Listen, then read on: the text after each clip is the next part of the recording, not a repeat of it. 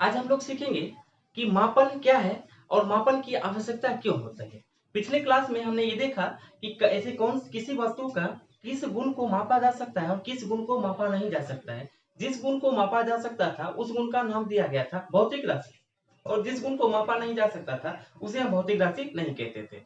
भौतिक राशि पिछले क्लास में हमने देखा कि भौतिक राशि अगर दिशात्मक आधार पर वर्णन करें तो यह दो प्रकार का होता है, अदिश राशि और सदिश राशि। मतलब अदिश राशि का मतलब वह राशि जिसे सिर्फ व्यक्त करने के सिर्फ और सिर्फ परिमाण की आवश्यकता होती है और दिशा की आवश्यकता नहीं होती है, ऐसे राशियों को हम बोलेंगे अदिश राशि। और सदिश राशि वह राशि होता है जिसको व्यक्त करने के लिए परिमाण के साथ साथ दिशा का भी एक्सप्लेन करना आवश्यक होता है, उसे हम बोलेंगे सदिश राशि। उसके बाद हमने क्या देखा था, हमने ये देखा था निर्भरता के आधार पर भौतिक राशि कितने प्रकार के होते हैं। यानी निर्भरता के आधार पर भौतिक राशि कितने प्रकार के होते हैं, इसका मतलब ये है कि वह भौतिक राशि किस पर डिपेंड होता है, किस पर निर्भर होता है। तो हमने देखा था निर्भरता के आधार पर भौतिक राशि दो प्रकार के हैं, एक होता है मूल राशि, दूसरा होता है व्युत्पन्न राशि, और एक तीसरा था जो मूल राशि का ही सप्लीमेंट्री माना जाता है, उसे हम लोग जनरली सप्लीमेंट्री फंडामेंटल क्वांटिटी या फिर संपूरक राशि के नाम से जानते थे। यह कितना होता था, दो, एक होता था मूल राशि। मूल राशि वो राशि है जो पूर्ण रूप से स्वतंत्र होता है तथा खुद को निर्भर कर तथा खुद को एक्सप्लेन करने के लिए उसे किसी दूसरी राशि पर निर्भर रहना नहीं पड़ता है, ऐसे राशि को हम बोलेंगे मूल राशि। और वह राशि जिसे व्यक्त करने के लिए मुझे मूल राशि पर निर्भर रहना पड़ता है, ऐसे राशि को बोला जाता है डिराइव्ड यानी कि व्युत्पन्न भौतिक राशि। एंगल के टर्म में जो दो राशि है वो है समतल कोण और घन कोण, समतल कोण एंड घन कोण। इससे आगे बढ़ते हुए हम लोग देखेंगे why we need physical quantity, हमें किसी भी भौतिक राशि को मापने की आवश्यकता क्यों पड़ती है, क्यों नीड है मुझे किसी भी भौतिक राशि को मापने के लिए। तो जनरली मान लीजिए फॉर एग्जाम्पल मैंने आपको कहा जाइए बाजार से कुछ चावल खरीद कर लेकर चले आए। अब कुछ चावल खरीदने जब आप जाएंगे बाजार, तो बाजार में जो शॉपकीपर है, जो दुकानदार है, उसे आप क्या बोल कर लेंगे चावल, उसे तो आपको कुछ ना कुछ बोलना होगा ना। अगर आप बोलेंगे नहीं तो वो आपको सामान नहीं देगा, अगर सामान नहीं देगा तो आप रिटर्न होकर आएंगे और आप खाली हाथ ले आएंगे, सामान लेकर नहीं आएंगे। तो आपको उसको बताना पड़ेगा कि आपको कितनी मात्रा में चावल चाहिए। तो कितनी मात्रा में चावल चाहिए इसके लिए आपको बताना पड़ेगा कि आपको 10 किलोग्राम चाहिए, 10 क्विंटल चाहिए या 10 मन चाहिए, कितना चाहिए वो आपको बताना पड़ेगा। इसे बताने के लिए आपको एक्सप्लेन करना होगा कि कौन से क्वांटिटी में चाहिए, यानी कि वो जो आपको चावल चाहिए, आपको चावल चाहिए कितनी अमाउंट में चाहिए, कितनी मात्रा में चाहिए। तो वो मात्रा बताने के लिए आपको बोलना पड़ेगा। अगर आप सपोज करो 5 किलोग्राम चावल खरीदने गए हैं तो आपको बताना पड़ेगा कि मुझे 5 किलोग्राम दीजिए।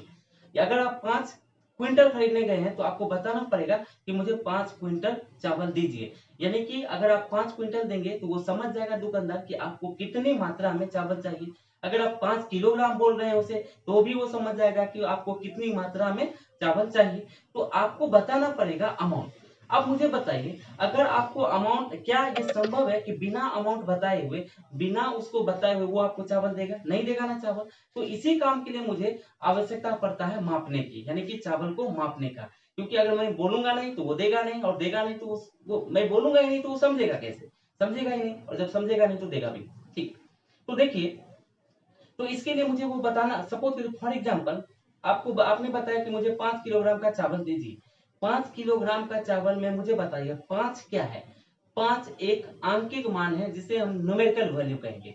यह मान किस में चाहिए, ये 5 आपको किस में चाहिए, तो किलोग्राम में चाहिए। तो किलोग्राम एक मात्रक है जो डिसाइड करता है कि आपको किलोग्राम में ही चाहिए और कितने अमाउंट में चाहिए। तो किलोग्राम को 5 बार मल्टीप्लाई कर देने से, यानी 5 बार मल्टीप्लाई करके जितना भी अमाउंट बनने वाला है उसी अमाउंट के बराबर आपको चावल चाहिए।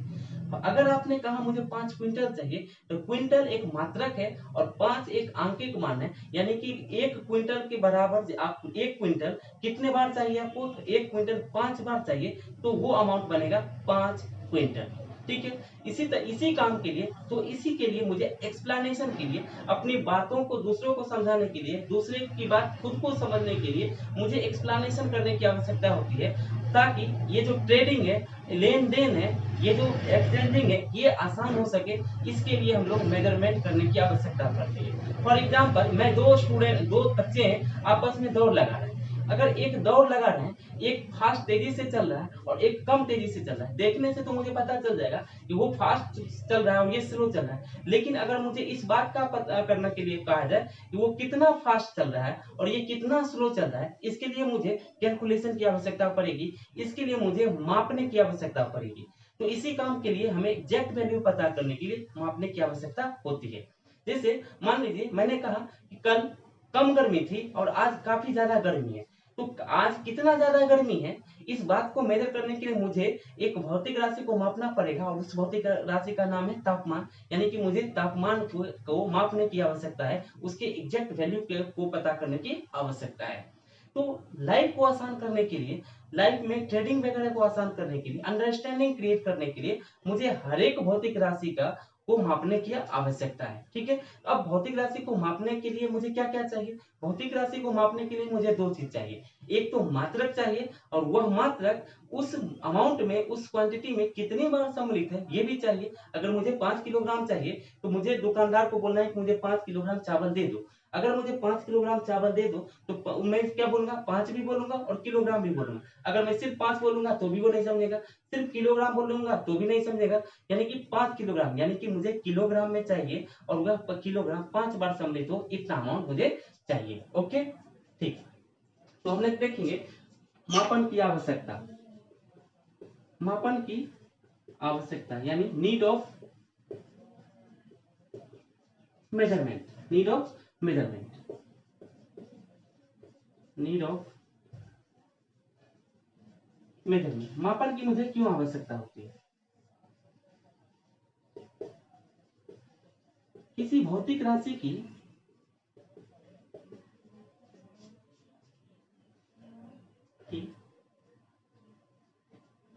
एग्जैक्ट वैल्यू, किसी भौतिक राशि की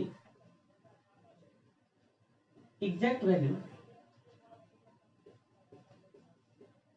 यानी मैं ये कहूं कि ट्रेडिंग वगैरह, व्यापार तथा लेन देन की समझ को विकसित करने के लिए, विकसित करने के लिए मुझे मापन की आवश्यकता पड़ती है, मापन की आवश्यकता पड़ती है। अब मैं मापन किस चीज से करूंगा? तो मापन करने के लिए मुझे दो चीज की आवश्यकता है, मापन करने के लिए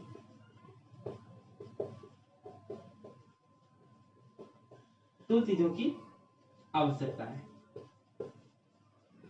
दो चीजों की आवश्यकता है। फर्स्ट, एक आंकित मान चाहिए और दूसरा मात्रक चाहिए। दूसरा क्या चाहिए? मात्रक चाहिए। यानी मापन करने के लिए मुझे, यहां देखिए, मापन करने के लिए मुझे क्या चाहिए? एक आंशिक मान चाहिए और मात्रक चाहिए, तो मुझे मापन मिल जाएगा। यानी कि मेजरमेंट इक्वल टू एक आंशिक मान यानी न्यूमेरिकल वैल्यू, और यह न्यूमेरिकल वैल्यू किस में चाहिए? तो यूनिट में चाहिए। तो ये हमारा एक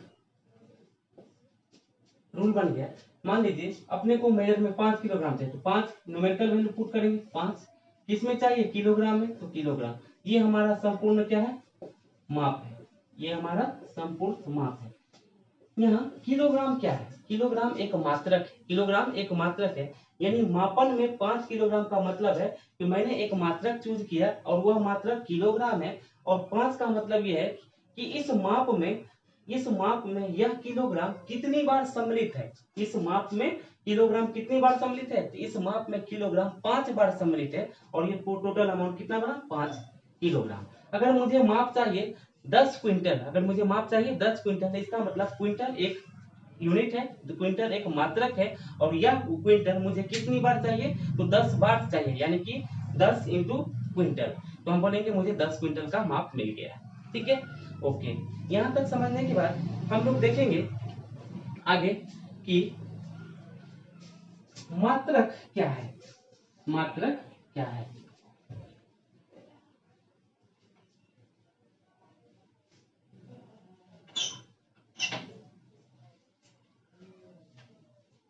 मात्रक क्या है?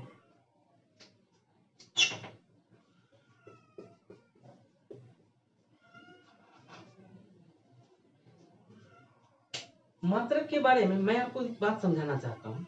फॉर एग्जाम्पल देखिए, आपने देखा होगा कि गांव घर वगैरह में जो सामान कुछ बेचता है तो जनरली जो स्टैंडर्ड, जो सरकार द्वारा, जो गवर्नमेंट द्वारा जो स्टैंडर्ड वेट होता है, उस वेट का इस्तेमाल नहीं करके कुछ अत्थर पत्थर को रख लेता है। उसी पत्थर को वो समझता है कि ये 1 किलोग्राम के बराबर का पत्थर है, इसलिए उसी से वो काम चला लेता है। जनरली जब हमें किसी भौतिक राशि को मापना होता है तो उसी भौतिक राशि को मापने के लिए उसी भौतिक राशि के एक किसी के मानक चुन लिया जाता है, उसी भौतिक राशि का एक मानक चुन लिया जाता है और उसी मानक को बोला जाता है कि मात्रक है। उसी मानक को, उसी को हम क्या बोलेंगे? मात्रक बोलेंगे।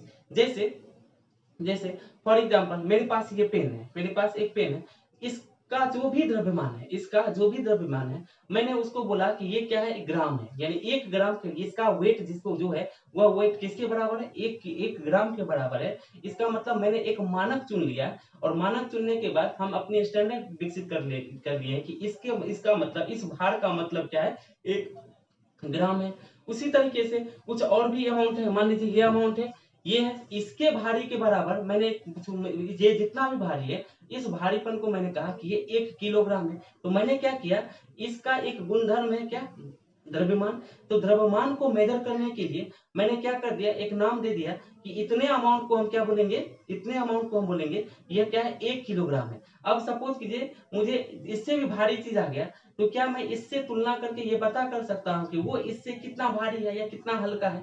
तो इस तरह से हम क्या करते हैं, किसी भी भौतिक राशि को मापने की कोशिश करते हैं और इसी तरह से भौतिक राशि को मापा जा सकता है। लेकिन मापने से पहले हमें एक मात्रक को चूज करना पड़ता है, एक मात्रक को बनाना पड़ता है, जो मात्रक यह बताता है कि इस भौतिक राशि में वह कितनी बार सम्मिलित है या नहीं है। ठीक, तो भौतिक मात्रक का मतलब है जिस भौतिक राशि को मुझे मापना है उस भौतिक राशि को ही एक मानक चुन लिया जाता है, उसी मानक को उस भौतिक राशि का मात्रक कहा जाता है। ठीक है, ठीक है, ओके। जैसे कोई भी मान लीजिए ये एक लंबाई है, ये एक लंबाई है, इतनी लंबाई को मापने के लिए मैंने बोला कि ये लंबाई क्या है? 1 किलोग्राम है, ये सॉरी 1 मीटर है, ये क्या है? 1 मीटर है। अब यदि इतना बड़ा होगा तो क्या करेंगे? इसी को उठाएंगे, इसी को उठाएंगे और इसको माप लेंगे। तो हमने देखा यहाँ से यहाँ तक 1 मीटर, फिर यहाँ से यहाँ तक 1 मीटर, और हमने बता दिया जोड़ करके यहाँ से यहाँ तक कितना है? 2 मीटर है। तो मुझे इतनी बड़ी लंबाई को मापने के लिए मुझे इसकी आवश्यकता पड़ा और इसी को बोला जाता है मात्रक। जैसे मान लीजिए इतना बड़ा कोई मास है, कोई द्रव्यमान है, इस द्रव्यमान का नाम दिया मैंने 1 किलोग्राम। अब इसके सामने इतना बड़ा अमाउंट है, अब ये ऐसा, इसमें ये कितना बार सम्मिलित है? मान लीजिए ये इतना 1 किलोग्राम, फिर ये 1 किलोग्राम, फिर ये 1 किलोग्राम, इस तरह से मान लीजिए ये क्या हो गया? 10 बार में है। कितना है? 10 बार में। तो हम बोलेंगे कि ये 10 किलोग्राम, क्योंकि ये इस ऐसा भार इसमें कितनी बार सम्मिलित है? तो 10 बार सम्मिलित है, यानी ऐसा ऐसा ऐसा ऐसा इसमें ये किसके बराबर है? इसके 10 के बराबर, इसके 10 गुने के बराबर ये है। इसका मतलब ये 10 किलोग्राम और ये 1 किलोग्राम। इसी तरीके से हर एक भौतिक राशि को मापने के लिए एक मानक को चुनते हैं, वही मानक क्या कहलाता है? उस भौतिक राशि का मात्रक। उम्मीद करता हूं कि आप ये बात समझ गए होंगे। तो मात्रक क्या है? प्रत्येक भौतिक राशि को मापने के लिए, प्रत्येक भौतिक राशि को मापने के लिए उसी भौतिक राशि का एक मानक चुन लिया जाता है और उसी मानक को तो उस भौतिक राशि का मात्रक कहा जाता है। राशियों के आधार पर इस मात्रक को हम दो प्रकार से व्यक्त कर सकते हैं, यानी कि राशि जैसे दो प्रकार का था, एक मूल राशि था, दूसरा व्युत्पन्न राशि था। तो उसी तरीके से हम बोल सकते हैं कि जो मूल राशि है उन मूल राशि का एक मात्रक भी है और उन मात्रक को हम बोलेंगे मूल मात्रक। जैसे समय क्या था, मूल राशि था, तो इस समय का जो मात्रक होगा वह भी मूल मात्रक होगा और उसे एक नाम दिया गया सेकंड, यानी कि उसको क्या हम बोल सकते हैं, सेकंड। अब इसका मतलब ये नहीं कि सिर्फ सेकंड ही मात्रक है, इसका मतलब ये तो नहीं समय का मात्रक सिर्फ सेकंड है। समय का मात्रक दिन भी होता है, समय का मात्रक सेकंड भी होता है, समय का मात्रक वर्ष भी होता है, समय का मात्रक महीना भी होता है, समय का मात्रक घंटा भी है, समय का मात्रक मिनट भी है। तो इस तरह से समय का बहुत सारा मात्रक है, लेकिन मात्रकों में देखो इस तरह से क्या होता है, बहुत सारे मात्रक बन जाने के कारण एक अंतरराष्ट्रीय मार्केट में ट्रेडिंग करने में बहुत सारी प्रॉब्लम्स भी होती है। सही, बहुत ये क्या है, फिर जो एक क्षेत्र विशेष में अपनी अंडरस्टैंडिंग के लेवल पर जो भी मात्रक विकसित किया जाता है उसे हम बोलते हैं एक प्रैक्टिकल मात्रक, उसे हम बोलेंगे प्रैक्टिकल मात्रक। लेकिन अंतरराष्ट्रीय स्तर पर सभी लोग इस मात्रक को जानते नहीं है, इसलिए सभी को नोन हो जाए इस बात के लिए एक अंतरराष्ट्रीय मात्रक की आवश्यकता पड़ती है, उसे बोला जाता है अंतरराष्ट्रीय अंतरराष्ट्रीय मात्रक, और उसे बोला जाता है एसआई यूनिट, उसे बोला जाता है एसआई यूनिट, यानी कि international system of unit, international system of unit. तो मात्रक क्या होता है, प्रत्येक भौतिक राशि को मापने के लिए उसी राशि का एक मानक चुन लो, उसी मानक को बोल दो वह इसका मात्रक है, क्या उसे उसका हम मात्रक बोलेंगे। ओके,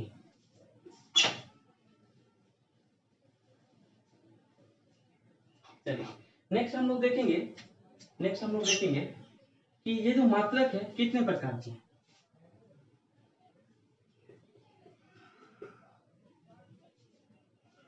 मात्रक,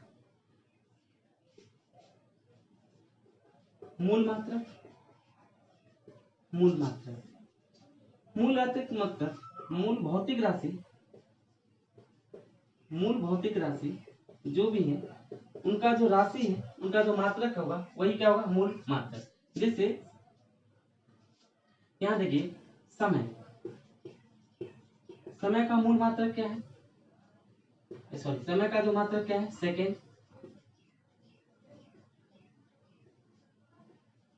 ईयर, मंथ, आवर, ये सब क्या है, समय का मात्रक है। सिमिलरली लेंथ, लंबाई के लिए क्या है मात्रक, लंबाई के लिए क्या है, मीटर, किलोमीटर है,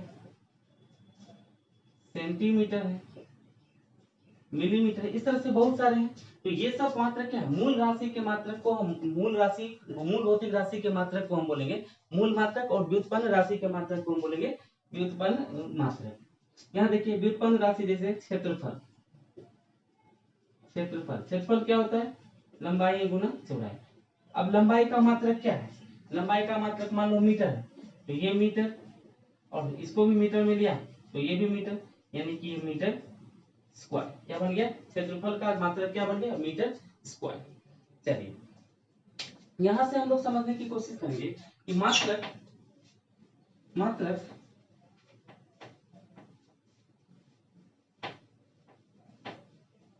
दो प्रकार के हैं।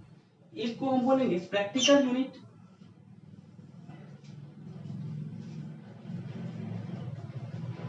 व्यवहारिक मात्रक,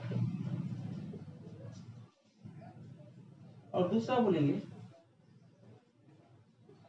अंतरराष्ट्रीय मात्रक। ये क्या होता है, प्रैक्टिकल यूनिट, और ये होता है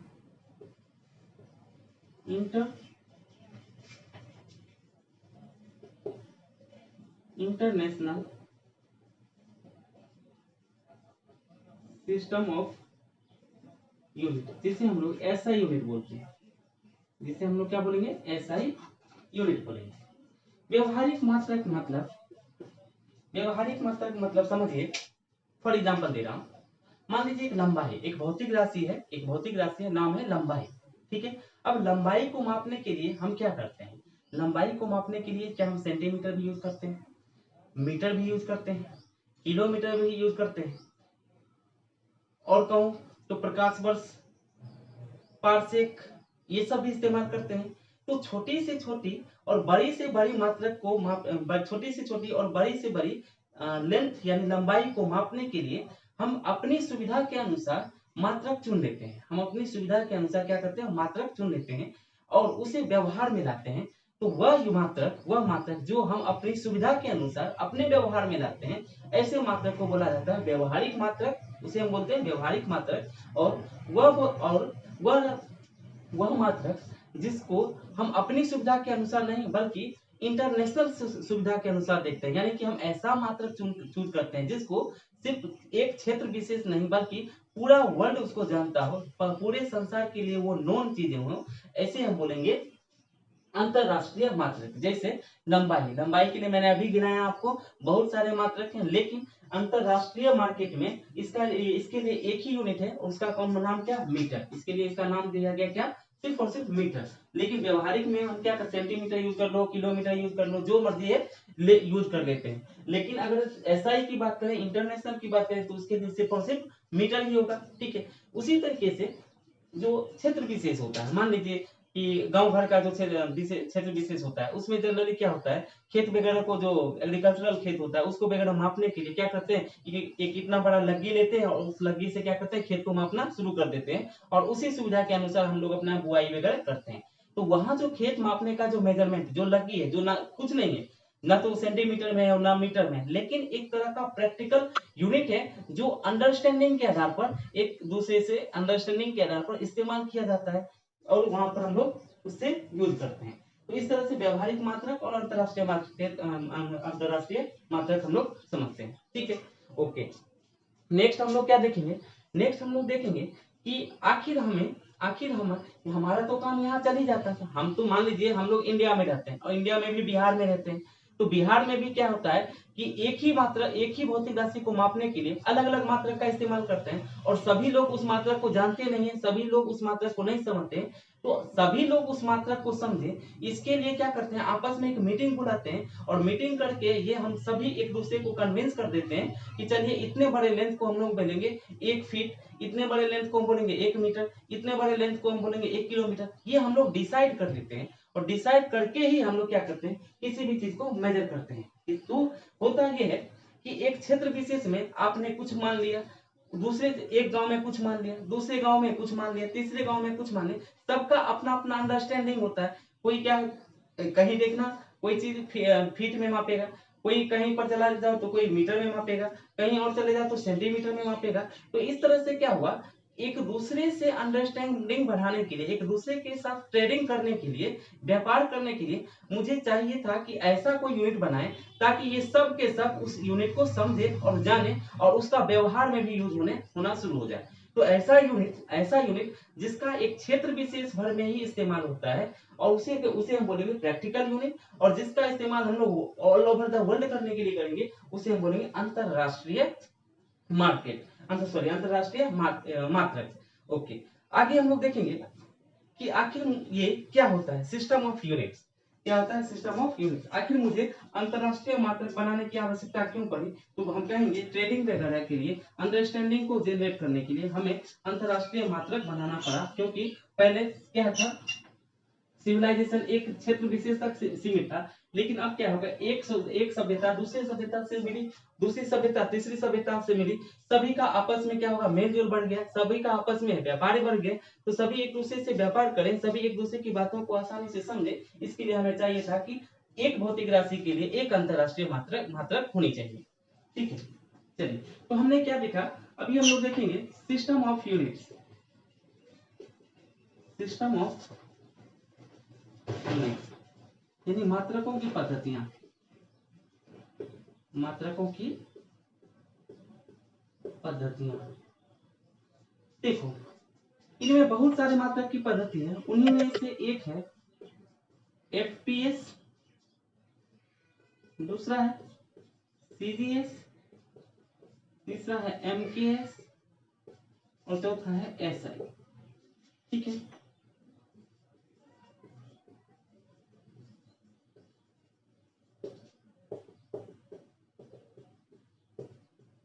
देखो एफपीएस सिस्टम ऑफ यूनिट्स का क्या मतलब होता है। एफ यहां देखो, अभी देखो, ये एफपीएस जनरली ब्रिटेन में इस सिस्टम का इस्तेमाल किया जाता था, ब्रिटेन में इसी सिस्टम का इस्तेमाल किया जाता था और वहां लोग लंबाई के लिए मास मेजर करते थे फुट को, द्रव्यमान के लिए पाउंड को जिसे एलबी में इंडिकेट किया जाता है, और समय के लिए सेकंड में इस्तेमाल करते थे। उसी तरीके से सीजीएस जनरली फ्रांस में होता था यूज, और इसे फ्रांसीसी पद्धति भी कहा जाता है, इसको ब्रिटिश पद्धति भी कहा जाता है। फ्रांस में क्या हुआ, जो लंबाई है, लंबाई को मेजर करने के लिए सेंटीमीटर का इस्तेमाल हुआ, द्रव्यमान को मेजर करने के लिए ग्राम का इस्तेमाल हुआ, और समय को मेजर करने के लिए सेकंड का इस्तेमाल हुआ। उसी तरीके से फ्रांस के ही एक दूसरे क्षेत्र में एमकेएस सिस्टम का भी यूज होता था। एमकेएस सिस्टम मतलब लंबाई के लिए मीटर, द्रव्यमान के लिए किलोग्राम, और समय के लिए सेकेंड। जब हमारा ट्रेडिंग यानी सभ्यता एक दूसरे से मिलना शुरू हुआ और अंतरराष्ट्रीय व्यापार में अंडरस्टैंडिंग को डेवलप करने के लिए मुझे मात्रक की आवश्यकता पड़ी, उसके बाद इसी का एक एडवांस रूप बनाया गया जिसको हम लोग एसआई यूनिट बोलते हैं, जिसको हम लोग क्या बोलते हैं, एसआई यूनिट। यानी इसमें क्या होता है, एसआई में लगभग 7 फंडामेंटल राशियों को 7 फंडामेंटल मात्रक भी दिया गया है, और इसी को एसआई यूनिट बोलते हैं। यानी एसआई यूनिट हम बोल सकते हैं कि एमकेएस का ही एक एडवांस रूप है एसआई सिस्टम। ठीक है, तो धीरे एक एक करके हम समझते हैं कि क्या है एफपीएस सिस्टम ऑफ यूनिट्स। यहाँ देखिए FPS system of units generally ये क्या है, ब्रिटिश सिस्टम ऑफ यूनिट, यानी इसका इस्तेमाल हम लोग कहाँ करते थे, ब्रिटेन, इसलिए इसे बोला गया ब्रिटिश सिस्टम ऑफ यूनिट, इसे बोला गया ब्रिटिश सिस्टम ऑफ यूनिट।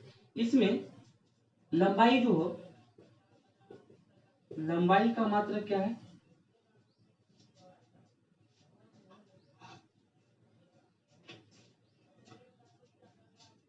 देखिए एफपीएस में ये जो एस है इसका मतलब क्या है, लंबाई के समय के लिए सेकेंड, समय का मात्रक second. P for pound, P for क्या है, पाउंड, और ये क्या किसके लिए है, द्रव्यमान के लिए, तो हम बोलेंगे द्रव्यमान का मात्रक पाउंड। ये क्या है, फुट, और ये किसके लिए है, लंबाई के लिए, तो लंबाई का मात्रक फुट, लंबाई का मात्रक क्या है, फुट। देखिए foot, pound, second system of units. This is a system used in Britain. इसी तरीके से सीजीएस सिस्टम ऑफ यूनिट, इसी तरीके से दूसरा क्या है, CGS system of unit. CGS system of unit, this is French, ये क्या है, French system of unit, French system of unit. French system of unit में जो समय का मात्रक है वो क्या है, सेकेंड, यानी समय के लिए समय का मात्रक सेकेंड, द्रव्यमान का मात्रक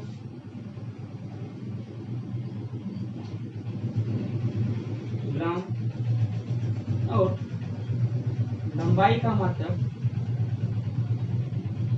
सेंटीमीटर,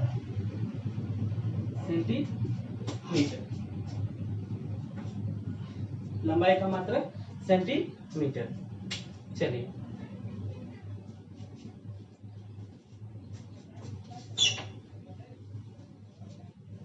तीसरा हम लोग देखेंगे MKS system of unit.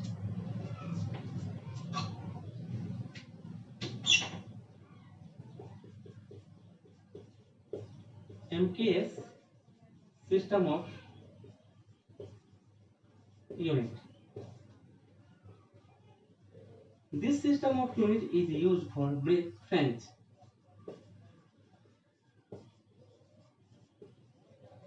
System of unit है। इसे मैट्रिक सिस्टम भी बोला जाता है, मैट्रिक सिस्टम ऑफ यूनिट। और इसमें इस सिस्टम में सेकेंड, ये क्या है, मीटर, किलोग्राम, सेकेंड, यानी सेकेंड किसका मात्रक है, समय का मात्रक, समय का मात्रक सेकेंड है। द्रव्यमान का मात्रक,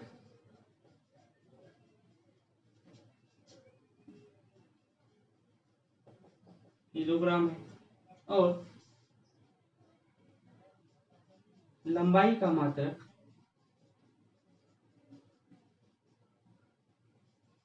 मीटर है। लंबाई का मात्रक मीटर है। इसके अलावा देखो एक्चुअली क्या था, फ्रांस और ब्रिटेन में अलग अलग सिस्टम ऑफ यूनिट्स चलता था। इसी तरह से हर अलग अलग जगह पर अलग अलग सिस्टम ऑफ यूनिट्स था, और ये अलग अलग सिस्टम ऑफ यूनिट्स होने की वजह से क्या होता था, आपस में ट्रेडिंग करना मुश्किल होता, क्योंकि फ्रांस के लोग लंबाई के लिए सिर्फ और सिर्फ फुट का इस्तेमाल करते थे, सॉरी ब्रिटेन के लोग लंबाई के लिए सिर्फ फुट का इस्तेमाल करते थे, जबकि जबकि फ्रांस के लोग लंबाई के लिए ही सिर्फ सेंटीमीटर का भी इस्तेमाल करते थे और लंबाई के लिए मीटर का भी इस्तेमाल करते थे।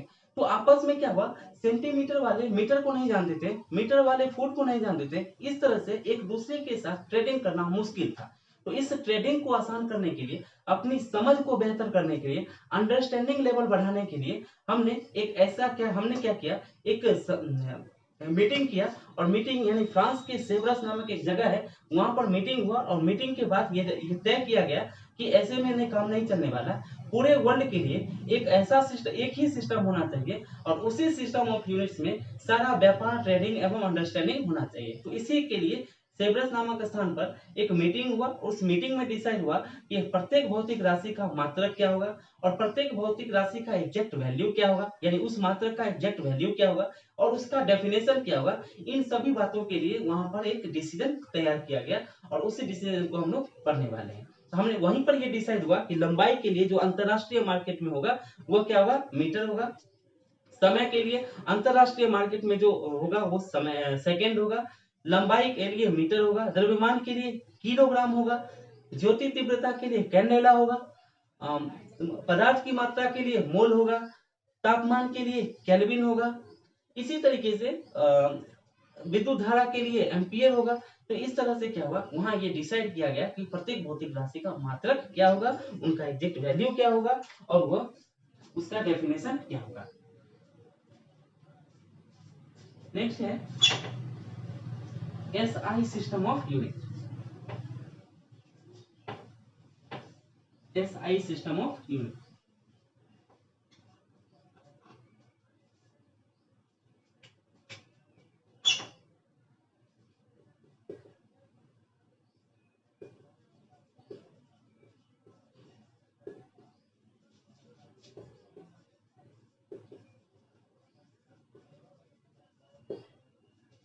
एसआई सिस्टम ऑफ यूनिट यानी इंटरनेशनल सिस्टम ऑफ यूनिट। यहां पर देखिए 7 भौतिक राशि हैं जो मूल राशि है, और इसके अलावा सभी भौतिक राशि हैं जो व्युत्पन्न राशि हैं। इन भौतिक राशि का यानी कि मूल भौतिक राशि का एसआई मात्रक यानी एसआई यूनिट। अब मूल भौतिक राशि और एसआई मात्रक देखिए, लंबाई के लिए एसआई मात्रक डिसाइड किया गया मीटर, और इसका एक संकेत भी लिख लेते हैं, संकेत, और इसे जनरली स्मॉल m से इंडिकेट किया जाता है। दूसरा था द्रव्यमान यानी कि इसका इस द्रव्यमान का एसआई मात्रक तय किया गया किलोग्राम, और इसे जनरली केजी से इंडिकेट किया जाता है। तीसरा भौतिक राशि है समय, और इस समय को सेकेंड के साथ इंडिकेट किया गया, और इसे एस से इंडिकेट किया गया। फोर्थ है तापमान के लिए यूज किया गया केल्विन, और इसे कैपिटल के से इंडिकेट किया गया। पांचवा था एम्पियर विद्युत धारा, और विद्युत धारा के लिए जो एसआई यूनिट था वो क्या है, एम्पियर, और इसे भी कैपिटल ए से इंडिकेट किया गया। सिक्स था ज्योति तीव्रता, और इसे कैंडेला में, इसका ऐसा यूनिट क्या है, कैंडेला, और इसे सीडी से इंडिकेट किया गया। नेक्स्ट था पदार्थ की मात्रा, और इस पदार्थ की मात्रा को का ऐसा यूनिट मूल बताया गया और इसे MOL से इंडिकेट किया गया। इसके अलावा जो संपूरक राशि था उसे भी हम लोग यहीं पर कर लेते हैं। संपूरक राशि में एक क्या था, संपूरक राशि में समतल कोण था, समतल कोण। समतल कोण को रेडियन से इंडिकेट किया। इसका ऐसा यूनिट क्या है, रेडियन, यानी क्या है ये, रेडियन। एक और था घन कोण या फिर ठोस कोण, घन कोण या ठोस कोण, और इसे स्टेरेडियन में बताया गया। और इसका ऐसा यूनिट क्या है, स्टेरेडियन, स्टेरेडियन। इस तरह से सभी भौतिक राशि का एक ऐसा ही मात्रक रखा गया और उसे इस संकेत से हम लोग क्या करते हैं, डिसाइड करते हैं। आज के क्लास में हम लोग इतना ही देखेंगे। इसके अलावा जो नेक्स्ट क्लास होगा वो हम लोग फिर नेक्स्ट लेक्चर में देखने वाले हैं। ठीक है।